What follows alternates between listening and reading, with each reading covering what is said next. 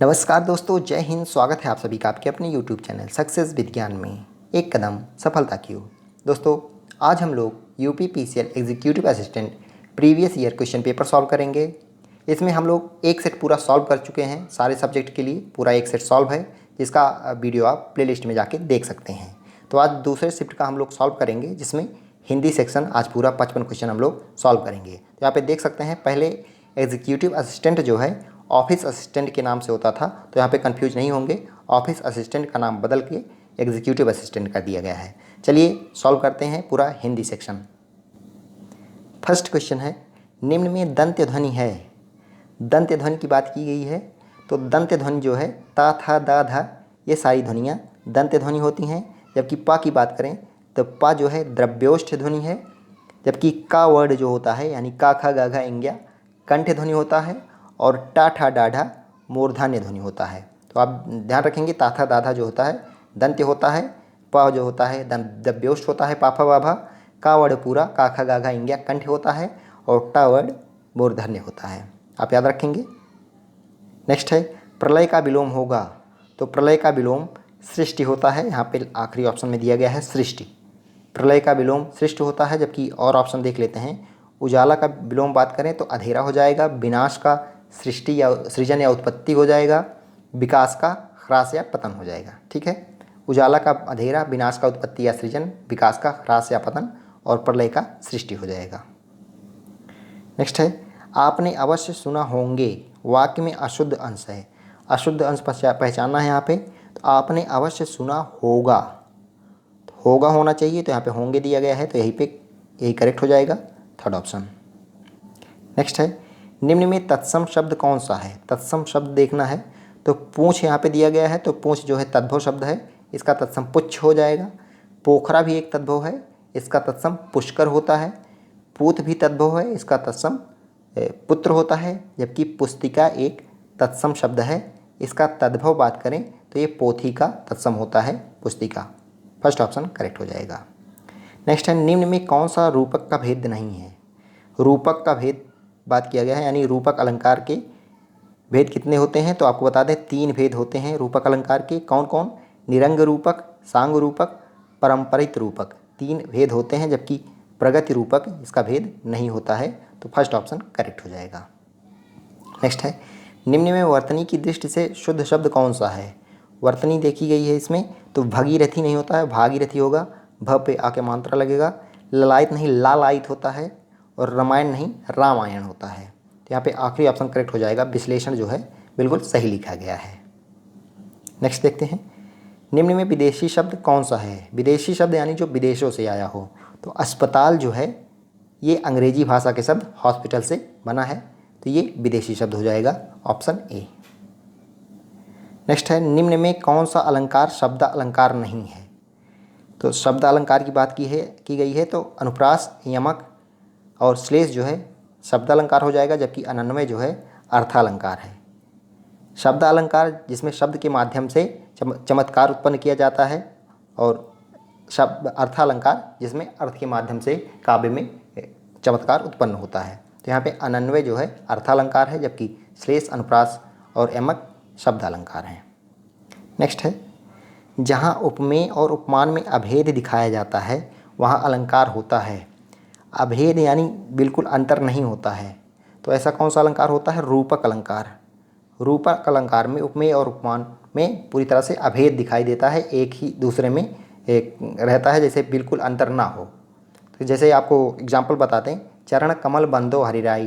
यहाँ पे चरण को एकदम कमल से कमल में मिला दिया गया है, दोनों में अंतर नहीं बताया गया। एक तरफ से एक होता है तुलना करना, तो उपमा में तुलना किया जाता है किसी शब्द से दूसरे शब्द का। जबकि इसमें रूपक में दोनों का अंतर ही नहीं दिखाई देता, पूरी तरह से अभेद रहते हैं।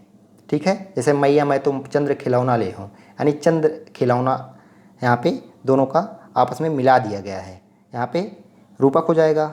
ठीक है। नेक्स्ट है, जो सिद्ध या पूरा किया जा सके उसके लिए एक शब्द होगा साध्य। चौथा ऑप्शन करेक्ट हो जाएगा। वह जा रहा है, वाक्य कौन सा काल है। वह जा रहा है यानी अभी वह काम हो रहा है, तो यहाँ पे कौन सा काल हो जाएगा, तत्कालिक वर्तमान हो जाएगा। ठीक है, तत्कालिक वर्तमान। नेक्स्ट है सूर्य का पर्यायवाची नहीं है, तो भास्कर, प्रभाकर, सविता, रवि ये सब सूर्य की पर्यायवाची हैं, जबकि निशाचर सूर्य की पर्यायवाची नहीं है। निशाचर का मतलब होता है जो रात में गमन करते हैं। ठीक है। वीर रस का स्थायी भाव पूछा गया है, तो उत्साह जो है वीर रस का स्थायी भाव होता है। नेक्स्ट है निम्न में वचन की दृष्टि से गलत युग्म कौन सा है, तो आँख का आँखें होता है, सही है।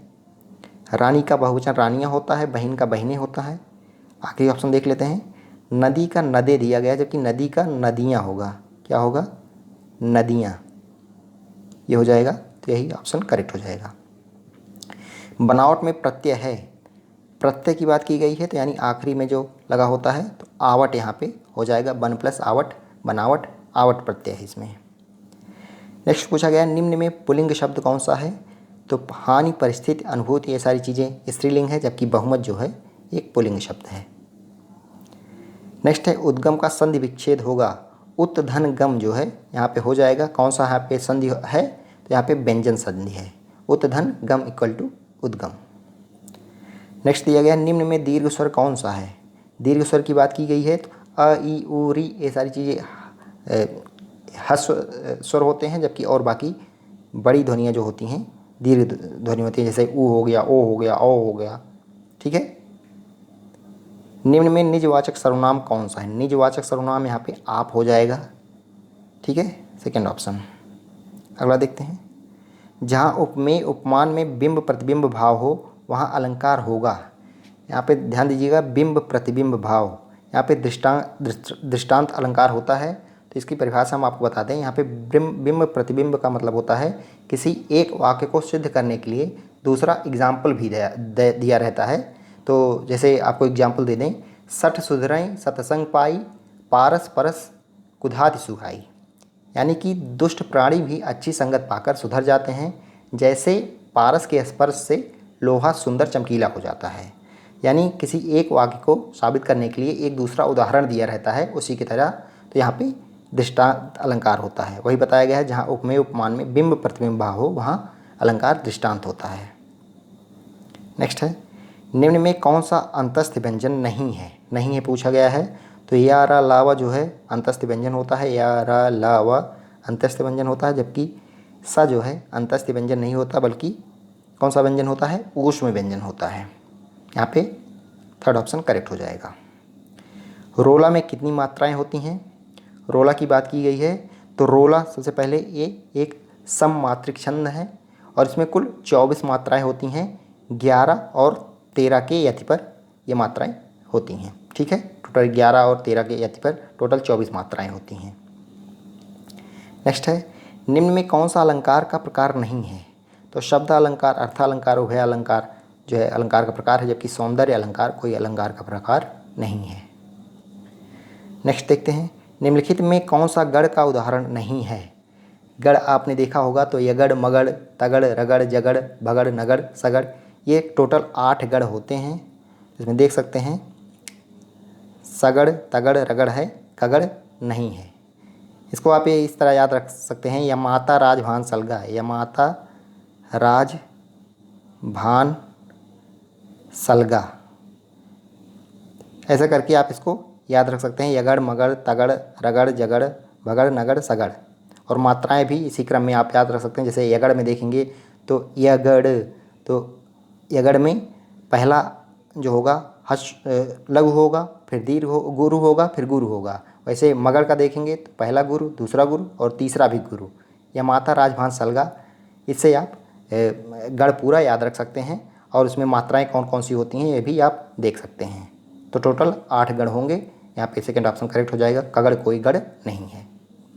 नेक्स्ट है धर्म विमुख में कौन सा समास है, तो धर्म से विमुख तत्पुरुष समास हो जाएगा। नेक्स्ट है निम्नलिखित में प्रेरणार्थक क्रिया कौन सी है, यानी किसी के प्रेरणा से जो कोई कार्य किया जाता है तो दिलवाना यहाँ पे प्रेरणार्थक क्रिया हो जाएगा।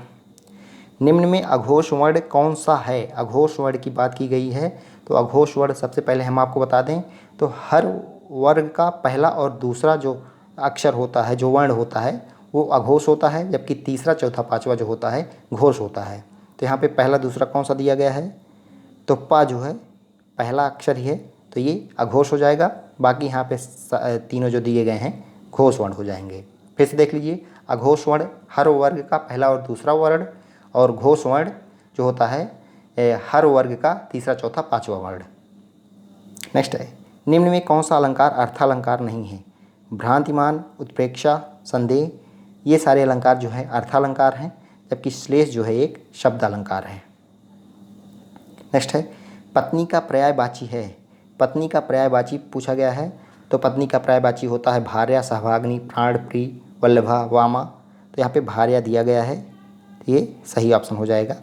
ठीक है, जबकि ये और बाकी ऑप्शन देख लेते हैं। तो शारदा जो है सरस्वती का पर्यायवाची है, तरंगिणी जो है नदी की पर्यायवाची है, जबकि रमणी जो है युवती, औरत, स्त्री की पर्यायवाची है। ठीक है, नेक्स्ट है, निम्न में अशुद्ध शब्द कौन सा है? अशुद्ध शब्द पूछा गया है, तो पुष्टि बिल्कुल सही है, प्राप्ति बिल्कुल सही है, आध्यात्मिक बिल्कुल सही है, जबकि अनुषंगिक नहीं होता है, आनुषंगिक होता है।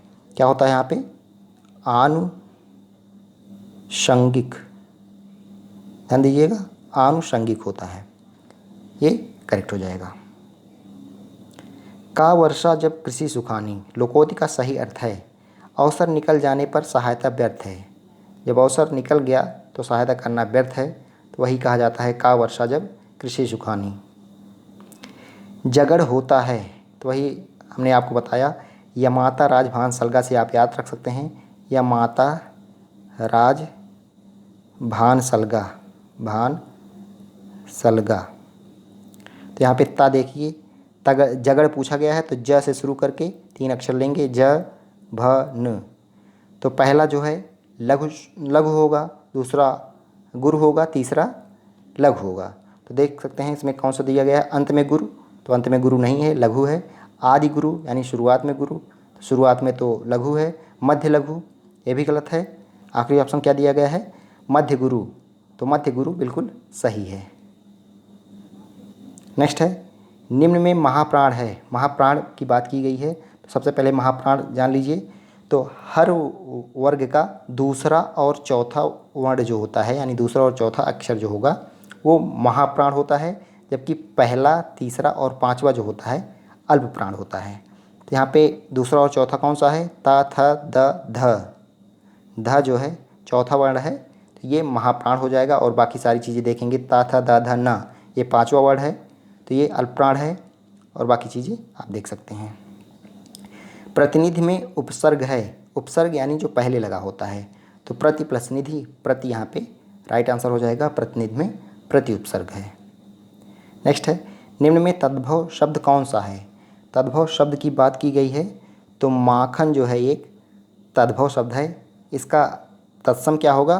तो मृक्षण होता है, मृक्षण इसका तत्सम होता है। ठीक है, और बाकी मत्स्य जो है मछली का तत्सम है, भ्रमर जो है भंवरा का तत्सम है, मार्ग जो है मारक का तत्सम है। नेक्स्ट देखते हैं, छंद में किसकी गणना गुरु के अंतर्गत नहीं होती? छंद में किसकी गणना गुरु के अंतर्गत नहीं होती? यहाँ मात्राओं की बात की जा रही है, तो विसर्ग, अनुस्वार, दीर्घ स्वर, ये सारी चीज़ें जो उनमें 2 मात्राएं काउंट की जाती हैं, यानी गुरु बोला जाता है उनको। बाकी अनुनासिक का जो है गणना लघु में की जाती है, ना कि गुरु में। तो यहाँ पे सेकंड ऑप्शन करेक्ट हो जाएगा। नेक्स्ट है, बाहरी दिखावा अधिक गुण कम अर्थ के लिए सही लोकोक्ति है, तो ऊंची दुकान फीका पकवान, यानी दिखावा ज़्यादा हो लेकिन रियलिटी में अंदर कुछ ना हो। नेक्स्ट है, निम्नलिखित में आश्चर्य चिन्ह कौन सा है? तो पहला ही ये आश्चर्य का चिन्ह होता है। अगला देखते हैं, नाक में नकेल डालना मुहावरे का सही अर्थ है, तो वश में करना। नाक में नकेल डालना यानी वश में कर लेना। तुरंग तरंग शब्द युग्म का सही अर्थ है, तुरंग घोड़ा होता है, तरंग लहर हो जाएगा। घोड़ा और लहर, तुरंग माने घोड़ा, तरंग यानी लहर। अगला देखते हैं, निम्न में अधिकरण कारक का परसर्ग है, तो अधिकरण होता है में, पर, तो यहाँ पे में दिया गया है तो ये हो जाएगा। इसके अलावा पर भी दिया गया हो तो वहाँ पे अधिकरण कारक होता है। नेक्स्ट है, निम्न में कौन सा मात्रिक छंद है? यहाँ पे मात्रिक छंद की बात की गई है, तो बरबय जो है यहाँ पे मात्रिक छंद है। बाकी सुंदरी, सुमुखी, वसंत तालिका, ये सभी वर्डिक छंद है। अब वर्वय की बात करें तो 4 चरणों में कुल 38 मात्राएं इसमें होती हैं। 4 चरणों में 38 मात्राएं होती हैं और जिसमें पहले और तीसरे चरण में 12-12 मात्राएं, कितनी कितनी 12-12, जबकि दूसरे और चौथे चरण में 7-7 मात्राएं होती हैं। ध्यान रखिएगा, टोटल वर्वे में 38 मात्राएं होती हैं, जिसमें पहले तीसरे चरण में 12-12 और दूसरे चौथे चरण में 7-7। नेक्स्ट है हाथों हाथ में कौन सा समास है, तो जिसमें अव्यय लगा है तो अव्ययी भाव है। निम्न में शब्द कौन सा शब्द देशज है, ठठेरा, फीता, रिक्शा, पपीता। तो सबसे पहले देशज शब्द आप जान लीजिए, जो वैसे ही बोलचाल की भाषा में अपने आप ही उत्पन्न हो जाता है, उसका पता नहीं रहता किस भाषा का शब्द है, उसको देशज शब्द कहते हैं। जैसे ठठेरा हो गया, लोटा हो गया, इसके अलावा आपका तेंदुआ हो गया, ये सारी चीज़ें देशज शब्द हैं। तो यहाँ पे ठठेरा दिया गया है, यही ऑप्शन करेक्ट हो जाएगा। नेक्स्ट है उपमेय और उपमान में पाए जाने वाले समान गुण को कहते हैं, तो धर्म कहते हैं। जो उपमेय और उपमान में पाए जाने वाला समान गुण होता है उसको धर्म कहते हैं। निम्न में अनुनासिक वर्ण कौन सा है, अनुनासिक वर्ण यानी जो नाक की सहायता से बोला जाता है, जैसे न्या हो गया, माँ हो गया, अड़ा हो गया, ना हो गया, ये सारी चीज़ें अनुनासिक होती हैं। यहाँ पे अंगा दिया गया है, यही सही हो जाएगा।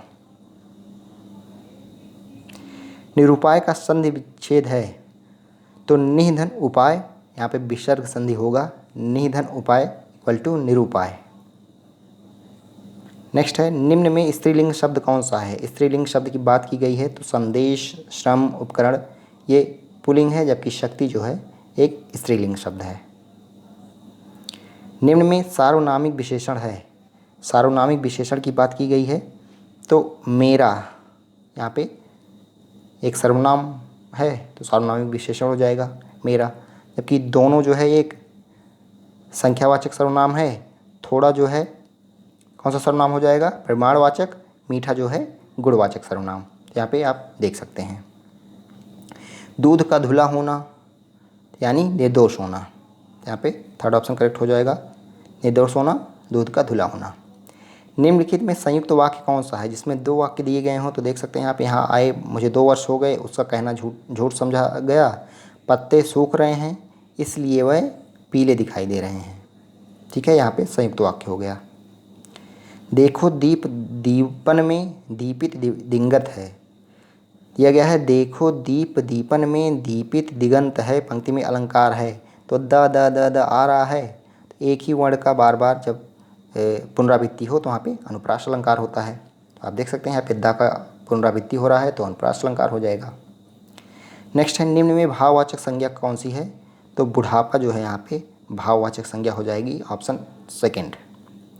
नेक्स्ट क्वेश्चन है नई घटना की खबर के लिए एक शब्द है, नई घटना की खबर। तो यहाँ पे बहुत लोग कंफ्यूज होते हैं, सूचना भी लगा देते हैं, जबकि सूचना नहीं होगा, समाचार होगा। यहाँ पे जो नई घटना की खबर आपको मिलती है उसको समाचार कहते हैं। नेक्स्ट है आखिरी क्वेश्चन है जुगुप्सा किस रस का अस्थायी भाव है, तो जुगुप्सा जो है बीभत्स रस का अस्थायी भाव है, ऑप्शन 1 करेक्ट हो जाएगा। तो दोस्तों टोटल हमने 55 क्वेश्चन किए जो कि एग्जीक्यूटिव असिस्टेंट प्रीवियस ईयर के थे। इसका PDF आपको टेलीग्राम चैनल पे मिल जाएगा 1-2 दिन पे, आपको लिंक टेलीग्राम का डिस्क्रिप्शन में मिल जाएगा और फर्स्ट कमेंट में भी, वहाँ से आप जाके टेलीग्राम चैनल ज्वाइन कर सकते हैं और वहाँ से आपको PDF मिल जाएगा। वीडियो अगर पसंद आया हो तो प्लीज़ लाइक कर लें और चैनल पर नए हैं तो चैनल को सब्सक्राइब कर लें। धन्यवाद, जय हिंद।